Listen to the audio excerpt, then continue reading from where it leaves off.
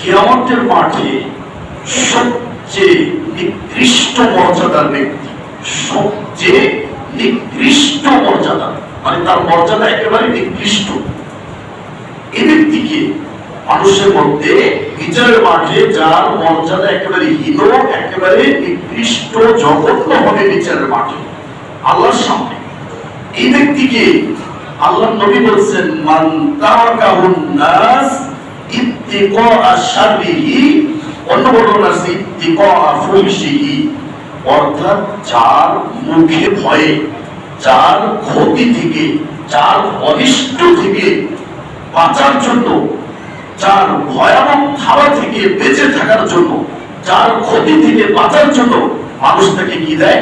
Salute দেয়, সালাম দেয়, তাকে বর্জন করে দেয়।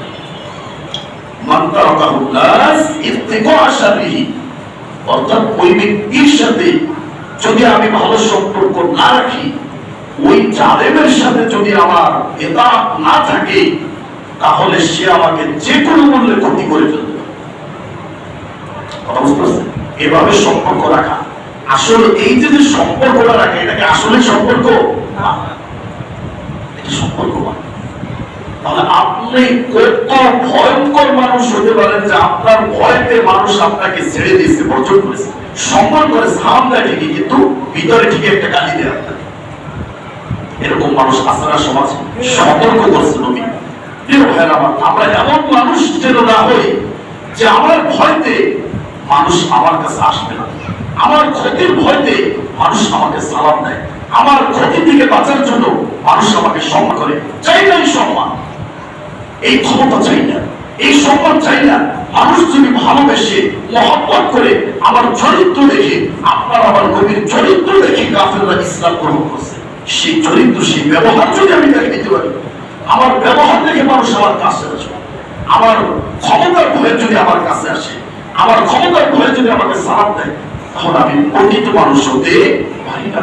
যত শিক্ষা দিয়ে আমি বেঁচে থাকি, যত শিক্ষা আমার ভিতরে থাকবে, এরকম মানুষ থেকে আল্লাহ নবী বলছেন, যদি তুমি নিজে নিজে হিসাব মেলাও যে তোমাকে যদি মানুষ ছেড়ে দেয় তোমার ভয়তে, তোমার অনিষ্টতা থেকে বাঁচার জন্য, তাহলে তোমাকে আমার রাসূল, যিনি জীবনে একটা মিথ্যা কথা বলে নাই, মানুষকে কষ্ট দেয় নাই, কারো কাছ থেকে কোনোদিন প্রতিশোধ গ্রহণ করে নেই, সেই নবী যদি বলে যে তুমি সবচেয়ে নিকৃষ্ট জঘন্য ব্যক্তি, তুমি সমাজের দুষ্ট সন্তান, তাহলে আপনার আর আমার কিছু বলার দরকার আছে না? কিছু দরকার আছে? তাহলে এই সমস্ত লোকেরা আপনারাই বের করবেন যে কারা। তাহলে এই স্বভাব যদি আমাদের ভিতরে থেকে থাকে যে আমার ভয় মানুষ আমার কাছে আসে না, আমাকে ছেড়ে দিয়েছে, তাহলে অবশ্যই এখান থেকে সংশোধনে ফিরে আসতে হবে। ভাই, আমি চাই না, আমরা চাই না যে আপনি আমি বিচারের মাঠে আল্লাহর কাছে সবচেয়ে নিকৃষ্ট একজন মানুষ হিসেবে ওখানে আমরা দাঁড়িয়ে যাই। কি হবে বলে? দুনিয়ার ক্ষমতা, টাকা পয়সার কারণে হয়ে যায়, লোভ হয়ে যায়, যার কারণে মানুষ আমাকে ছেড়ে দিয়েছে। আগে মানুষ আমার সাথে একটু কথা বলতে এখন বলে না, আগে মানুষ আমার সাথে মিশতো এখন মিশে না। এরকম যদি হয়, তাহলে অবশ্যই আপনি আয়নার সামনে দাঁড়িয়ে নিজেকে প্রশ্ন করে ওখান থেকে ফিরে আসবেন। আপনার কাছে আমার অনুরোধ থাকবে, আল্লাহ নবী বলছেন, দেখেন এই যে প্রতিশোধের কারণে এগুলো হয়, প্রতিশোধ দেখেন আবু বকর রাদিয়াল্লাহু তাআলা হলো একটা ঘটনা শুনুন। আবু বকর রাদিয়াল্লাহু তাআলা আর রাবিয়া আল-আসলামী একজন সাহাবী, এই দুজনের ভিতরে একটু মতপার্থক্য হয়েছে, দুজনের একটু তর্ক হয়েছে। আবু বকর রাদিয়াল্লাহু তাআলার মুখে একটু কষ্টমূলক কথা বের হয়ে গেছে, যেটা ওই সাহাবীর একটু কষ্ট হয়েছে। কষ্ট পাওয়ার পরে বুঝতে পারছে যে ওই সাহাবী কষ্ট পেয়েছে। তো আবু বকর রাদিয়াল্লাহু তাআলা বলছেন যে তুমিও আমাকে এরকম একটা কথা বলো, মানে তুমি আমার কাছ থেকে প্রতিশোধ নাও। তো ওই সাহাবী বলতেছেন যে না, আমি আপনার কাছ থেকে প্রতিশোধ নেব না। আবু বকর রাদিয়াল্লাহু তাআলা বলতেছেন, আমি বুঝতে পারছি যে ওই ব্যক্তি কষ্ট পেয়েছে, না মুখের ভিতরে একটা ছাপ পচা গেছে, মানে ওনার ভিতরে এখন একটা অন্যরকম ভাব চলে আসছে, এই কথা আমি কিভাবে বাচ্চা হই না। বলছেন তুমি আমাকে এরকম কথা বলে প্রতিশোধ নাও। বলছেন না, বলছেন তুমি যদি আমার কাছ থেকে প্রতিশোধ না নাও, আমি রাসূলের কাছে বিচার করব। কে বলছি? আমার বকর। আমি এই ব্যক্তিকে কষ্ট দিয়েছি, কিন্তু সে আমার কাছ থেকে প্রতিশোধ নিতেছে। বলছে ঠিক আছে, তুমি বিচার দিলে দাও, আমি তোমার কাছ থেকে প্রতিশোধ দেব। আবু বকর রাসূলের কাছে চলে গেছে। এদিকে ওই সাহাবীর কাছে আরেকটা আসলাম গোত্রের একটা দল আসছে। কি ব্যাপার? এই ব্যক্তি অন্যায় করলো, আবার এই ব্যক্তি বলতেছে যে রাসূলের কাছে বিচার দিব, বুঝতে পারলাম। ওই সাহাবী বলতেছে, শোনো, তোমরা চিনো না উনি হচ্ছেন আবু বকর, উনি যদি আমার উপর সন্তুষ্ট হয় তাহলে আমার ধ্বংস নিশ্চিত। কিন্তু আবু বকরের যে আল্লাহ ভীতি, তাকওয়া, তার ভিতরে যে ক্ষমা মানে প্রতিশোধ, এই যে কথাটা কষ্ট পেয়েছি, এইটা নিয়ে যদি আমি মারা যাই, এটা যদি আমার আমল নামায় থাকে তাহলে আমার কি হবে? এই যে একটু কথা আবু বকর রাসূলের কাছে যে বললেন, ওই সাহাবীও তারপরে গিয়ে বললেন যে এই ঘটনা। ওই সাহাবীকে বললেন যে ঠিক আছে, তুমি ঠিকই করেছো, প্রতিশোধ কোনো উত্তর তুমি দেওয়া নাই, এই কাজটা তুমি সুন্দর করেছো। তুমি আবু বকরকে এতটুকু বলতে পারো, হে আবু বকর, আল্লাহ তোমাকে ক্ষমা করবে।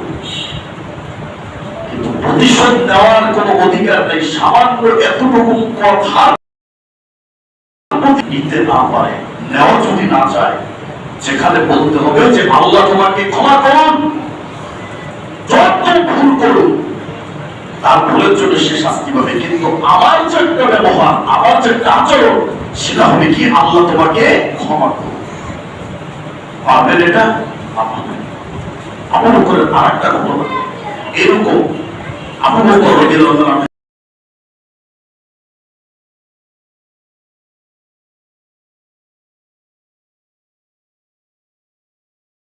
আবার দিয়েছে, তারপর চুপ করেছে, তৃতীয়বার যখন দিয়েছে তখন তিনি প্রতিবাদ করছে।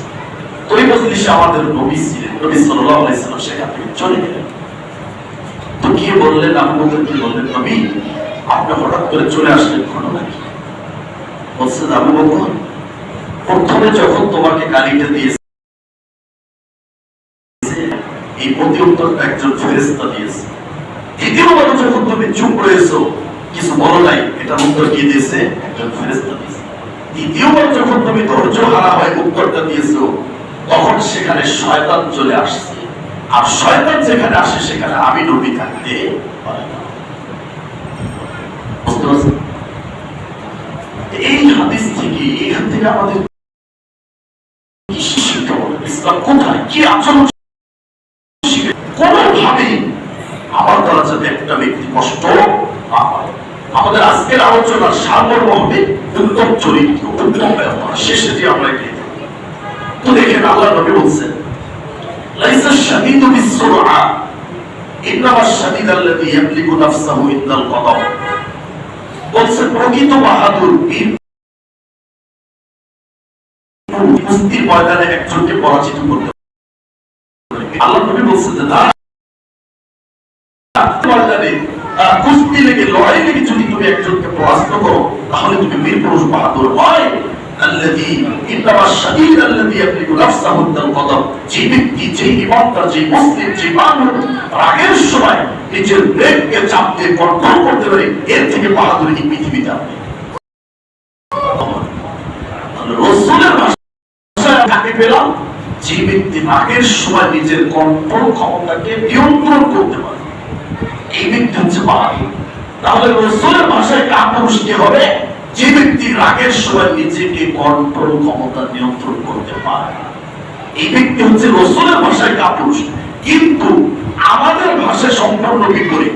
আমরা যদি প্রতিশোধ নিতে পারি তাহলে আমরা বীর পুরুষ, আর যদি আমি কিছু না বলতে ধারণ করি, রাগকে যদি কন্ট্রোল করি, তাহলে বলবে কাপুরুষ। এখন আপনি বলেন, রাসূলেরটা মানবেন নাকি সামাজিকটা মানবেন? বলেন রাসূলেরটা।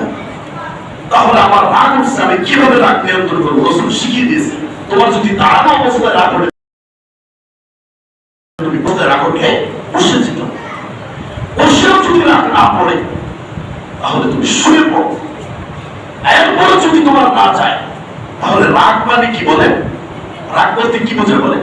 মানে মনের ভিতরে একটা আগুন দাউ দাউ করে জ্বলা, তাই না? তাহলে আগুনকে নিবানোর জন্য আমরা কি ব্যবহার করি? পানি। রাসূল বলছেন, যদি তোমার এতেও রাগ না পড়ে, শুয়ে পড়ার পরে তুমি ওযু করে এসে দেখবে তোমার রাগ পড়ে যাবে। এখানে যারা আছেন সত্যি করে বলেন, জীবনে এই পদ্ধতিগুলো আজ পর্যন্ত ব্যবহার করছেন? কেউ করেন, আমরাও করিনি। আমরাও করিনি। রাগ উঠলে এটার সমাধান আগে হবে, তারপরে কি হবে না হবে এটার উপরে। এটা হলো আমাদের ইসলাম, সামাজিক ইসলাম। আমার নিজের জীবের ইসলাম, আমার ব্যক্তিগত ইসলাম, কিন্তু ইসলাম এটা বলে না। ইসলাম সবসময় সমাধান চায়, ইসলাম সবসময় আপনার কল্যাণ চায়। যে জিনিসটা থেকে আপনাকে নিষেধ করেছে সেটার ভিতরে কল্যাণ রয়েছে, যে জিনিসটা আপনাকে করতে বলেছে ওটার ভিতরে কল্যাণ রয়েছে। অতএব ইসলামের কোন একটা বিধান মানুষের উপর জোর করে চাপানো হয় না। আল্লাহ ইসলাম মানে সহজ, যত সহজ আছে সব সহজ ইসলাম, কোন কঠিন নেই। বলা তো আসিরু, মানুষকে তুমি ইসলামটাকে কঠিন করে দিও না। অবশ্যিরু, আর মানুষকে শুধু তোমরা সুসংবাদ দাও। বলা তো নাফিরু, মানুষকে ইসলাম থেকে দূরে দাঁড়িয়ে দিও না, মানুষকে ইসলাম থেকে দূরে সরিয়ে দিও না, মানুষকে ইসলাম থেকে ভয় দেখিয়ে দূরে সরিয়ে দিও না। আল্লাহ নবী বলছেন ইন্নাল মুমিন লা ইউদরিকু বিহুসনি খুলুকিহি। একটা হাদিস আশ্চর্য, আল্লাহ নবী বলছেন যদি কোন মুমিন ব্যক্তির কাছ থেকে একদিন কারোর সাথে উত্তম আচরণের একটা আমল পাওয়া যায়, কারোর সাথে আপনি যদি একদিন যদি উত্তম ব্যবহার করতে পারেন, আল্লাহ নবী বলছেন ওই ব্যক্তির আমল নামায়, ওই ব্যক্তির আমল নামায় সিয়াম এবং সারা রাত দাঁড়িয়ে তাহাজ্জুদের নামাজ পড়ে যে সওয়াব হয় তার আমল নামায় আমি সওয়াব